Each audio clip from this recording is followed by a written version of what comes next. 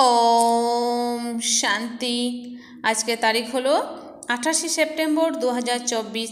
প্রাতঃমূল্যি ওম শান্তি। বাপ দাদা মধুবন। আজকের মুরলিতে বাবা বলেছেন, মিষ্টি বাচ্চারা, যখন তোমরা নম্বর অনুসারে শতপ্রধান হয়ে উঠবে তখন ন্যাচারাল ক্যালামিটিস বা বিনাশের ফোর্স তীব্রতা বাড়বে আর এই পুরনো দুনিয়া সমাপ্তি হবে।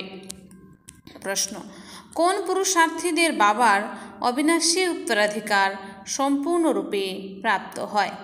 উত্তর: সম্পূর্ণ উত্তরাধিকার নিতে হলে প্রথমে বাবাকে নিজের উত্তরাধিকারী বানাও, অর্থাৎ তোমাদের কাছে যা কিছু আছে সে সমস্ত কিছু বাবাকে সমর্পণ করো। বাবাকে নিজের সন্তান বানিয়ে নাও, তবেই সম্পূর্ণ উত্তরাধিকারী হতে পারবে।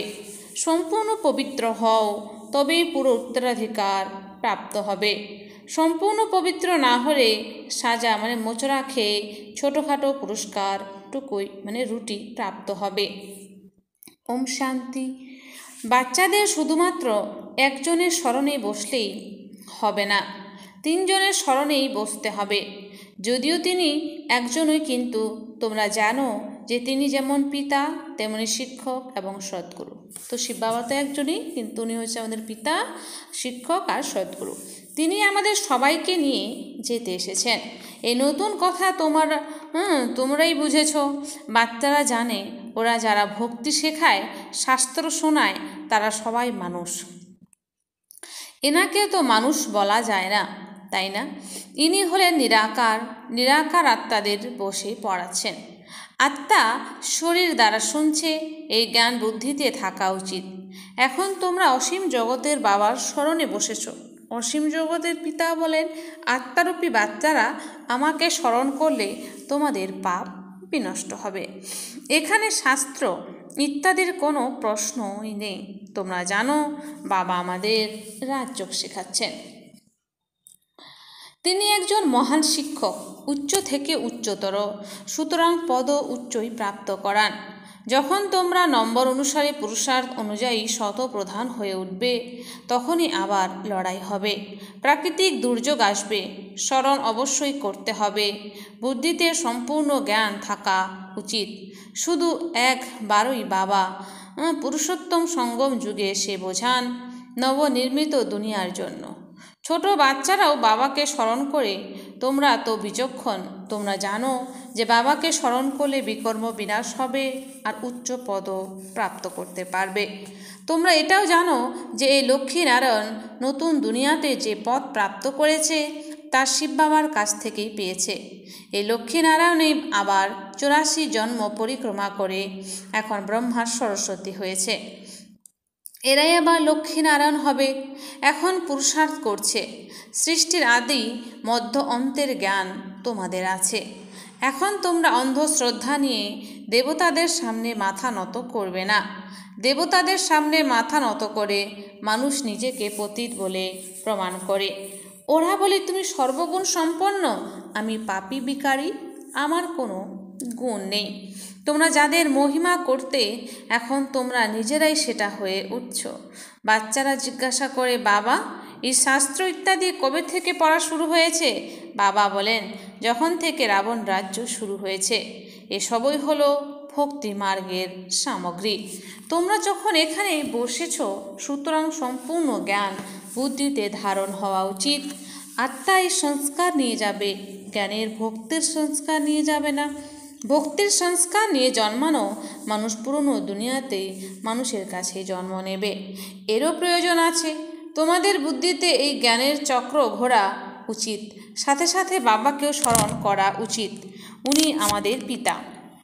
বাবাকে স্মরণ করলে বিকর্ম বিনাশ হবে।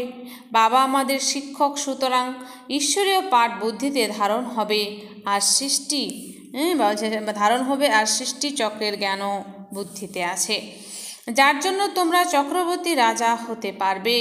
স্মরণের যাত্রা চলছে। ওম শান্তি। ভক্তি আর জ্ঞান বাবাকে বলা হয় জ্ঞানের সাগর। উনি ভক্তি সম্পর্কে সম্পূর্ণ জ্ঞাত, যে ভক্তি কবে থেকে শুরু হয়েছে, কবে সম্পূর্ণ হবে। মানুষ এসব কিছুই জানে না। বাবা এসেই বুঝিয়ে বলেন, সত্যযুগে তোমরা দেবী দেবতা বিশ্বের মালিক ছিলে।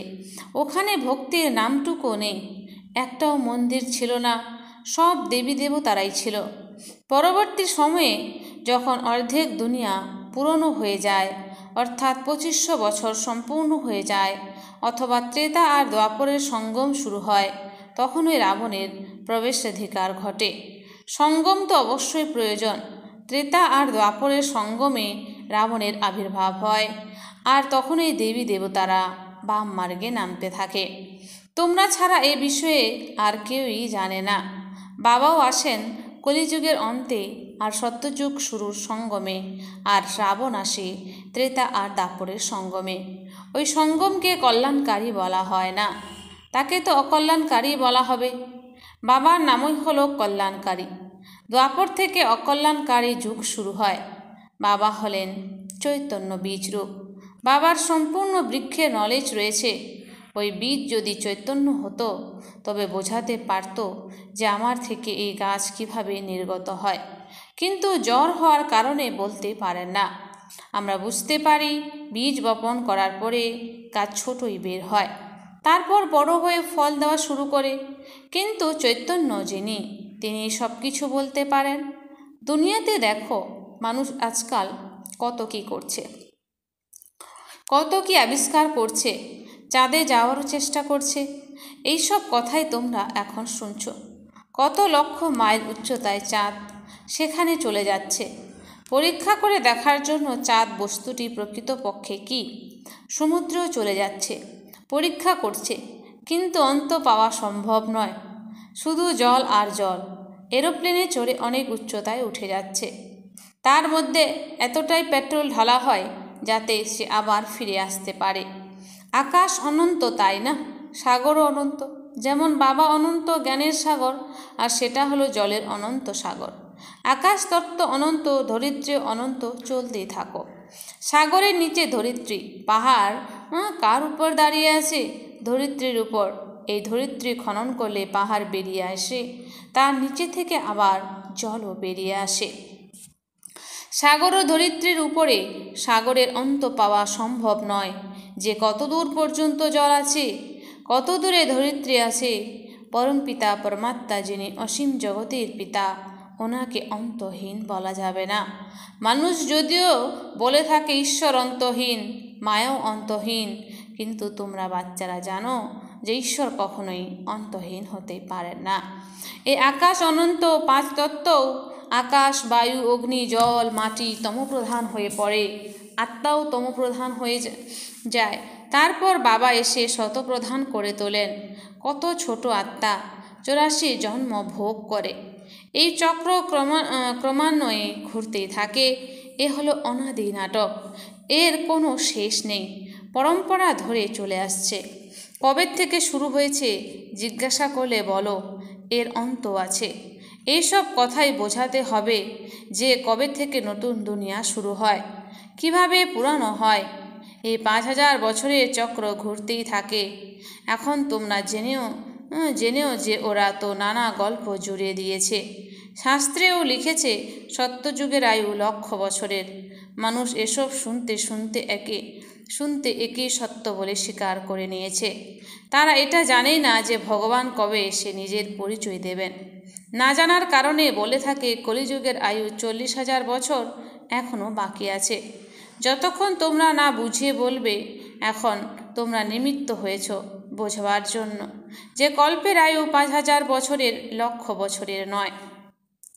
ভক্তিমার্গে কত রকম সামগ্রী পয়সা থাকলেই মানুষ খরচ করে। বাবা বলেন, আমি তোমাদের কত ধন ঐশ্বর্য দিয়ে যাই। অসীম জগতের পিতা যখন নিশ্চয় অনন্ত উত্তরাধিকার দেবেন, এর দ্বারা সুখ ও প্রাপ্তি হয়, আয়ু বৃদ্ধি হয়। বাবা বাচ্চাদের বলেন, আমার প্রিয় বাচ্চারা, আয়ুষ্মান ভব, দীর্ঘজীবী হও। ওখানে তোমাদের আয়ু 150 বছরের হয়। কখনো কাল খায় না, অকালে মৃত্যু হয় না। বাবা বর দেন, তোমাদের দীর্ঘজীবী করে তোলেন, তোমরা অমর হও। ওখানে কখনো অকাল মৃত্যু হয় না। ওখানে তোমরা খুব সুখে থাকো, তাই বলা হয় সুখধাম। ওখানে আয়ু বৃদ্ধি হয়, ধন সম্পদও অগাধ থাকে, সবাই খুব সুখে থাকে। কাঙ্গাল থেকে মুকুটধারী হয়ে ওঠো। তোমাদের বুদ্ধিতে আছে যে বাবা আসেন দেবী দেবতা ধর্মের স্থাপনা করতে। নিশ্চয় ছোট বৃক্ষ হবে। ওখানে এক ধর্ম, এক রাজ্য, এক ভাষা, তাকেই বলে বিশ্বে শান্তি বিরাজ করছে। সম্পূর্ণ বিশ্বে আমার ওই পার্ট প্লে করে থাকি।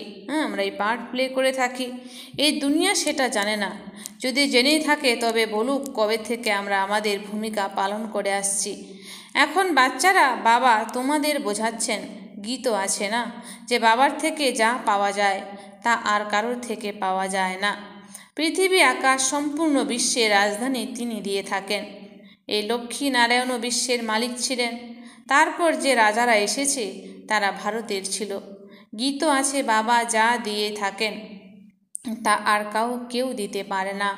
বাবা এসেই প্রাপ্তি করান। সুতরাং এই সমস্ত জ্ঞান বুদ্ধিতে থাকা উচিত, যাতে তোমরা যে কোনো আত্মাকে বোঝাতে পারো। আমাদের বুদ্ধিতে যদি জ্ঞান থাকে তবেই আমরা অন্য আত্মাকে বোঝাতে পারবো। এটাই ভালো করে বুঝতে হবে যে কে বোঝাতে পারবে, যে বন্ধনমুক্ত হবে। বাবার কাছে যখন কেউ আসে বাবা জিজ্ঞাসা করেন কটি সন্তান। উত্তরে বলে 5টি সন্তান। নিজেরা ষষ্ঠ সন্তান শিব বাবা, সুতরাং সবচেয়ে বড় সন্তান হবেই, তাই না? শিব বাবা হয়ে গেলে উনিও নিজের সন্তান বানিয়ে বিশ্বের মালিক করে তোলেন। বাচ্চারা উত্তরাধিকারী হয়ে যায়। এই লক্ষ্মীনারায়ণের শিব বাবার সম্পূর্ণ উত্তরাধিকারী। পূর্বজন্মে শিব বাবাকে সব কিছু সমর্পণ করে দিয়েছিলেন, সুতরাং উত্তরাধিকার তো বাচ্চাদের অবশ্যই পাওয়া উচিত। বাবা বলেন আমাকে উত্তরাধিকারী বানাও, দ্বিতীয় কেউ নয়। বাচ্চারা বলে বাবা এই সব কিছুই তোমার, আর যা কিছু তোমার সবই আমাদের। তুমি আমাদের সম্পূর্ণ বিশ্বের বাদশাহী উত্তরাধিকারী হিসেবে দিয়ে থাকো, কেননা আমাদের যা কিছু ছিল সব তোমাকে দিয়েছি। তন মন ধন ড্রামায় নির্ধারিত রয়েছে, তাই না? অর্জুনকে যেমন বিনাশের দৃশ্য দেখানো হয়েছে তেমন এই চতুর্ভুজও দেখানো হয়েছে। অর্জুন তো অন্য কেউ নয়, ব্রহ্মা বাবার সাক্ষাৎকার হয়েছিল। তিনি দেখেছিলেন রাজত্ব প্রাপ্তি হচ্ছে, তবে কেন শিব বাবাকে উত্তরাধিকারী করব না? তারপর উনি ও আমাকে তার উত্তরাধিকারী বানান। এই লেনদেন খুব ভালো। কখনো কাউকে কিছু জিজ্ঞাসা করেননি, গুপ্তভাবে সব কিছু দান করেছেন। একেই বলে গুপ্ত দান। কেউ জানতেই পারল না এর কি হয়েছে। কেউ কেউ ভাবলো বৈরাগ্য এসেছে তাই সন্ন্যাসী হয়ে গেছে। কেউ কেউ ভাবে যে বৈরাগ্য এসেছে তাই সন্ন্যাসী হয়ে গেছে। সুতরাং এই বাচ্চারাও বলে 5 সন্তান নিজের, আরেকটি সন্তান হলো আমাদের শিব বাবা। ব্রহ্মা বাবাও সব কিছুই বাবার কাছে দান করেছেন, যাতে অনেক আত্মার সেবা হয়। বাবাকে দেখে সবারও একই ইচ্ছা হয়, আর তারাও ঘর বাড়ি ছেড়ে চলে আসে। তখন থেকেই হাঙ্গামা শুরু হয়। ওরা ঘর বাড়ি ছেড়ে চলে আসার মতো সাহস দেখিয়েছে। শাস্ত্র লেখা আছে ভাট্টি তৈরি হয়েছিল, কেননা তাদের একান্তে থাকা প্রয়োজন ছিল। বাবা ছাড়া আর কেউ যেন স্মরণে না আসে, মিত্র সম্বন্ধী ইত্যাদি কেউ যেন স্মরণে না আসে, কেননা আত্মা পতিত হয়ে গেছে, তাকে পবিত্র হতে হবে। বাবা বলেন গৃহস্থ পরিবারের থেকেও পবিত্র হও। পবিত্র থাকাতেই যত বিঘ্ন সৃষ্টি হয়। বলা হয় এই জ্ঞান স্ত্রী পুরুষের মধ্যে বিবাদ সৃষ্টি করে, কেননা একজন যদি পবিত্র হয় অপরজন যদি না হয় তবে মারামারি লেগে যায়। অনেকেই মার খেয়েছে, কেননা হঠাৎই নতুন কথা বাবা এসে বলেছেন। সবাই অবাক হয়ে গেল, ভাবতে লাগলো কি এমন ঘটেছে যে সবাই সেখানে ছুটে ছুটে যাচ্ছে। মানুষের মধ্যে তো বিচক্ষণতা নেই, শুধু বলতো নিশ্চয়ই কোনো শক্তি আছে। এমন তো এর আগে কখনো হয়নি যে নিজের ঘরবাড়ি ছেড়ে ছুটে চলে যাবে। অবিনাশী ড্রামায় এসবই শিব বাবার ঈশ্বরীয় কার্যকলাপ। কেউ তো একেবারে খালি হাতেই চলে গেছে, এও একটা খেলা। ঘরবাড়ি সব ছেড়ে চলে এসেছে, পিছনের আর কিছুই স্মরণে থাকে না। অবশিষ্ট রইল এই শরীর, যার উপরেই কাজ করতে হবে। কর্মেন্দ্রকে কন্ট্রোলে আনা, সংযমী হওয়া, আত্মাকে স্মরণের যাত্রা দ্বারাই পবিত্র করে তুলতে হবে। তবেই পবিত্র আত্মারা ফিরে যেতে পারবে। স্বর্গে অপবিত্র আত্মারা ফিরে যেতে পারে না। নিয়ম নেই। মুক্তিধামে যেতে পবিত্রতার প্রয়োজন। পবিত্র থাকার জন্য কত রকম বিঘ্ন আসে। কোনো সৎসঙ্গ ইত্যাদি স্থানে যেতে হলে কোনো রকম বাধা নিষেধ থাকে না, যেখানে খুশি চলে যেতে পারে। এখানে পবিত্রতার কারণে বিঘ্ন আসে। এটা তো বোঝা গেছে। পবিত্র হওয়া ছাড়া পরমধাম ঘরে ফেরা যাবে না। ধর্মরাজের সাজা খেতে হবে, তারপর অল্প অল্প পদ প্রাপ্ত হবে। সাজা না খেয়ে গেলে পদও ভালো প্রাপ্তি হবে। যারা সাজা খাবে না তারা পদ ভালো পাবে। এই সব কিছুই বোঝার বিষয়। বাবা বলেন, মিষ্টি বাচ্চারা, তোমাদের আমার কাছে আসতে হবে। এই পুরনো শরীর ছেড়ে পবিত্র আত্মা হতে হবে। তারপর পাঁচ তত্ত্ব যখন শতপ্রধান হয়ে যাবে, তখন তোমরাও শতপ্রধান শরীর ধারণ করতে পারবে।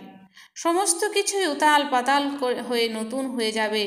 যেমন বাবা ব্রহ্মা বাবার মধ্যে এসে বসেন, তেমনি আত্মাও কোনো কষ্ট ছাড়াই গর্ভমহলে প্রবেশ করে। যেরকম সত্যযুগে আত্মায় কোনো কষ্ট ছাড়াই গর্ভমহলেই প্রবেশ করবে। তারপর যখন সময় হবে বাইরে বেরিয়ে আসবে, ঠিক যেন বিচ্ছুরিত আলোর মতো, কেননা আত্মা পবিত্র। এইসব কিছুই ড্রামায় নির্ধারিত। আচ্ছা মিষ্টি মিষ্টি হারানিধি বাচ্চাদের প্রতি মাতা পিতা বাপদাদার স্মরণে স্নেহ সুমন আর সুপ্রভাত। আত্মাদের পিতা তার আত্মারূপী বাচ্চাদেরকে জানাচ্ছে নমস্কার। আমরা সমস্ত আত্মারূপী বাচ্চারা জানাই মাতা পিতা বাপদাদাকে স্নেহ সুমন আর নমস্কার। ধারণার জন্য মুখ্য সার: 1. আত্মাকে পবিত্র করে তোলার জন্য একান্তে ভাতৃতে যোগযুক্ত হতে হবে। আত্মাকে পবিত্র করে তোলার জন্য একান্তে ভাতৃতে যোগযুক্ত হতে হবে। এক বাবা ছাড়া দ্বিতীয় কোনো মিত্র সম্বন্ধী যেন স্মরণে না আসে। এক বাবা ছাড়া দ্বিতীয় কোনো মিত্র সম্বন্ধী যেন স্মরণে না আসে। 2. বুদ্ধিতে সম্পূর্ণ জ্ঞান ধারণ করে বন্ধনমুক্ত হয়ে অন্যদের সার্ভিস করতে হবে। বুদ্ধিতে সম্পূর্ণ জ্ঞান ধারণ করে বন্ধনমুক্ত হয়ে অন্যদের সার্ভিস করতে হবে। বাবার সাথে প্রকৃত লেনদেন করা উচিত। যেমন বাবা সব কিছু গুপ্তভাবে করেছেন, তেমনই গুপ্তভাবে দান করতে হবে। যেরকম বাবা গুপ্তভাবে দান করেছেন, তেমনি আমাদের গুপ্তভাবে দান করতে হবে। বরদান: মায়ার ভয়ঙ্কর রূপের খেলাকে সাক্ষী হয়ে দেখে মায়াজিৎ ভব। মায়ার ভয়ঙ্কর রূপের খেলাকে সাক্ষী হয়ে দেখে মায়াজিৎ ভব। তো মায়ার এই ভয়ঙ্কর রূপের খেলাকে সাক্ষী হয়ে দেখতে হবে আর আমাদের মায়াজিৎ হতে হবে। মায়াকে ওয়েলকাম যারা করে তারা মায়ার ভয়ঙ্কর রূপকে দেখে ঘাবড়ে যায় না। বাবা বলছেন যে মায়াকে ওয়েলকাম যারা করে তারা মায়ের ভয়ঙ্কর রূপকে দেখে ঘাবড়ে যায় না। সাক্ষী হয়ে খেলা দেখতে দেখতে মজা আসে, কেননা মায়ার বাইরে রূপ বাঘের মতো হলেও তার মধ্যে শক্তি বিড়ালের মতো নেই। তো কারণ বাবা বলছে মায়ার বাইরে রূপ বাঘের মতো হলেও তার মধ্যে শক্তি বিড়ালের মতো নেই। শুধুমাত্র তোমরা ঘাবড়ে গিয়ে তাকে বড় বানিয়ে দাও, কি করব কিভাবে হবে, কিন্তু এই পাঠ স্মরণে রাখো, যেটা হচ্ছে সেটা ভালোই হচ্ছে, আর যেটা হতে চলেছে সেটা আরোই ভালো হবে। এটা হচ্ছে সেটা ভালো, যেটা হতে চলেছে সেটা আরও ভালো হবে। সাক্ষী হয়ে খেলা দেখো তো মায়াজিৎ হয়ে যাবে। তো বলছে সাক্ষী হয়ে খেলা দেখো তো মায়াজিৎ হয়ে যাবে। স্লোগান: যে সহনশীল হয় সে কারোর ভাব স্বভাবে উত্তেজিত হয় না। ব্যর্থ কথা এক কান দিয়ে শুনে অন্য কান দিয়ে বের করে দেয়। তো বলছেন যে সহনশীল হয় সে কারোর ভাব স্বভাবে উত্তেজিত হয় না। ব্যর্থ কথা এক কান দিয়ে শুনে অন্য কান দিয়ে বের করে দেয়। আচ্ছা, ওম শান্তি। ধন্যবাদ বাবা আজকের এই সুন্দর মিষ্টি মুরলির জন্য।